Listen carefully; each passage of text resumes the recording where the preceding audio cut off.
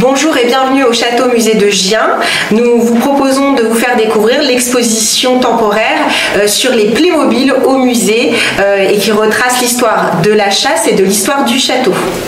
Alors cette exposition a débuté le 12 avril 2025 et a été prolongée là jusqu'au 2 novembre donc de cette année au vu du succès qu'elle a rencontré notamment cet été. Et elle va vous présenter différentes scènes historiques sur justement l'évolution des techniques de chasse, thème qui est évoqué notamment dans le reste du musée de Gien.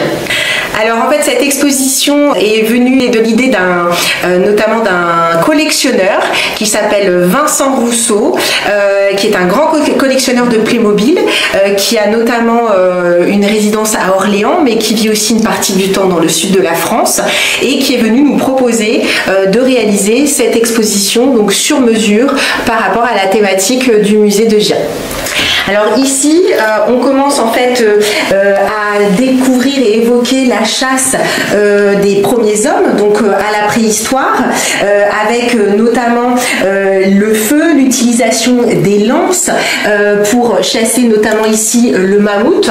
Donc là, ça permet vraiment d'évoquer aux visiteurs les débuts de la chasse et surtout l'importance de la chasse à l'époque pour ces hommes qui en avaient besoin, à la fois pour se nourrir, mais aussi se vêtir, confectionner aussi avec des armes, avec les os ou les défenses issues de leur chasse. Donc là, on est vraiment dans les prémices de la chasse qui est évoquée ici dans cette première scène. Cette scène est accompagnée également d'objets en rapport justement avec la préhistoire, notamment ici une molaire de mammouth, des griffes et des dents d'ours, ou encore de la bourre de mammouth, ce qui permet aussi d'expliquer notamment aux enfants que chasser permettait de récupérer aussi la peau des animaux et de confectionner en fait des habits pour ces hommes préhistoriques. On retrouve également des silex, là c'est pour évoquer bien évidemment cette pierre qui va non seulement nous être utile pour fabriquer des armes de chasse, mais également pour fabriquer le feu. Alors dans cette salle, nous retrouvons une autre scène importante. Alors là, on évoque plutôt la chasse au vol, ce qu'on appelle la fauconnerie. Certains seigneurs qui vont justement développer un intérêt très important pour cette chasse. Là, finalement, l'arme utilisée n'est plus une lance, mais va être tout simplement l'oiseau, donc le rapace, les oiseaux de proie, comme on les appelle, qui sont déjà très efficaces pour chasser pour eux-mêmes, pour se nourrir, et qui donc là vont simplement être affêtés, c'est-à-dire dressés pour non pas chasser, mais surtout pour revenir et ramener ce qu'ils ont récupéré, justement ce qu'ils ont chassé à l'homme. Donc il faut savoir que Louis XIII était un grand amateur de chasse au vol et qu'il avait notamment 300 rapaces. Donc voilà, ce qui est quand même assez important. Et nous, ça nous paraît important d'évoquer cette chasse dans la mesure où c'est une chasse qui est peut-être un peu moins connue et qui se pratique pourtant encore aujourd'hui dans certains équipages. Vous avez également ici, alors là on change de période, vous avez une scène qui va représenter ici le banquet de Louis XIV. Alors on peut s'imaginer être ici dans les jardins du château de Versailles, pourquoi pas, et ce qui permet là d'évoquer alors la chasse. Louis XIV chassait plusieurs fois par semaine, mais surtout que faisait-on des résultats de la chasse? Eh bien on pouvait bien sûr faire des banquets, notamment après la chasse à tir, et là on le retrouve notamment installé sur une chaise avec son chapeau beige et sa plume blanche au centre de cette demi-lune, donc de cette table, et donc pour évoquer justement les repas très imposants, très importants, avec de nombreux mets à manger, de la viande, mais pas que. Alors la petite anecdote à ce sujet par rapport au repas de Louis XIV, c'est qu'il terminait tous ses repas par un œuf dur. Donc ça c'est une petite anecdote qui plaît beaucoup aux enfants qui ont plutôt l'habitude de terminer le repas par quelque chose de sucré, donc un dessert. Donc voilà, c'est les petites variantes entre ce qui se faisait au temps des rois et ce que nous aujourd'hui on peut faire aujourd'hui. Ensuite, alors là on va découvrir Non pas la chasse, mais l'idée était de recréer un petit peu l'histoire et l'évolution du château en lui-même, le château de Gien, donc dans lequel nous nous trouvons aujourd'hui, puisque c'est un bâtiment quand même majeur de la ville de Gien qui a été construit pour une princesse qui s'appelait Anne de France, ou Anne de Beaujeu, puisqu'elle épouse ensuite Pierre de Beaujeu. Et en fait, on retrouve les deux petits personnages au fond là-bas, la petite dame en bleu à côté de son père, qui est en fait Louis XI. Et en fait, Louis XI va décider de donner, donc le roi Louis XI, le comté, donc la ville de Gien à sa fille, au XVe siècle, en 1482. Et à ce moment-là, elle va décider de construire le château de Gien. Elle y restera jusqu'à son décès. Alors, ça sera plutôt une résidence secondaire plutôt qu'une résidence principale, mais elle y viendra régulièrement jusqu'à son décès en 1522. Ensuite, là, on vous présente, on fait un petit peu des pas de géant dans cette histoire qui est très riche. On retrouve ici le château plutôt à la période du 19e siècle, puisqu'en fait, le château, après le décès d'Anne de Beaujeu, va être au fur et à mesure du temps laissé plus ou moins à l'abandon. Et il faudra attendre le 19e siècle pour que le département du Loiret rachète le château pour y installer 3 administrations, notamment une prison. Donc là, on remarquera les prisonniers avec leur tenue et leur boulet la cheville. Donc une prison. Il y aura également installé ici un tribunal à l'étage. Donc là, on retrouve le juge, version Playmobil, et également installation dans cette partie du château de la sous-préfecture. Donc c'est pour ça qu'ici sont installés ces Playmobil pour évoquer cette histoire plutôt administrative qu'au royal au 19e siècle. Ensuite, autre élément important, autre événement important, et cette fois-ci non pas local mais mondial, la Seconde Guerre mondiale, qui va avoir un impact très puissant sur la ville de Gien, qui va être très fortement touchée. Environ plus de 90% de la ville va être bombardée.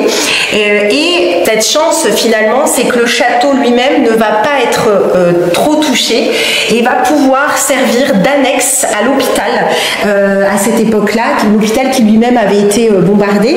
Et c'est pour cela qu'ici on retrouve notamment bien sûr les soldats allemands, des résistants, mais aussi des infirmières avec un brancard et un blessé pour évoquer justement cette idée d'hôpital et d'annexe à l'hôpital voilà, dont va servir le château pendant cette période assez difficile.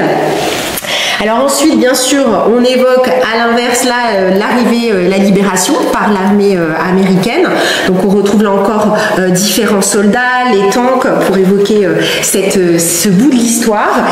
Et puis ensuite, on s'approche de l'histoire du château aujourd'hui, avec notamment la création du musée de la chasse. Alors le musée de la chasse, pourquoi il a été créé ici? Parce que le Gien est situé aux portes de la Sologne. La Sologne qui est une région très riche, très giboyeuse, très riche en forêt.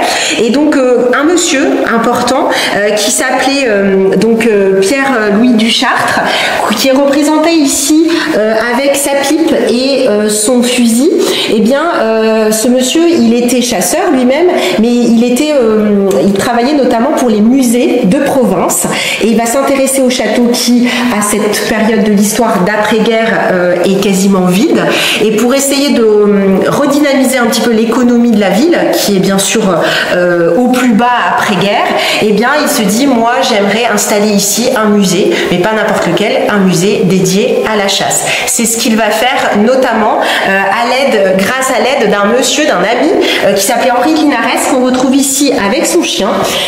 Et ce monsieur Henri Linares, alors lui, il était assureur de métier, mais il était passionné de chasse et il était aussi grand artiste, puisqu'il a notamment réalisé des cartons, c'est-à-dire des modèles de carrés, vous savez, les les célèbres carrés de la maison Hermès, cette maison française de mode, eh bien, il va réaliser certains cartons. Donc ces deux hommes étaient faits pour se rencontrer et surtout pour développer ce magnifique projet de création de musée qui ouvrira en 1952.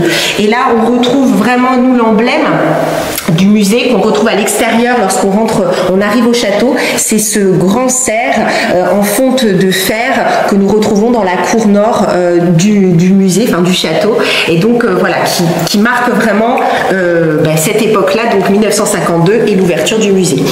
Et puis, dernière chose importante qui nous paraissait important de signaler, c'est le musée aujourd'hui, c'est quoi? Il accueille qui? Mais il accueille tous les publics. Ce n'est pas un musée spécialement conçu pour les chasseurs. Il n'y a pas besoin d'être chasseur ou amateur de chasse.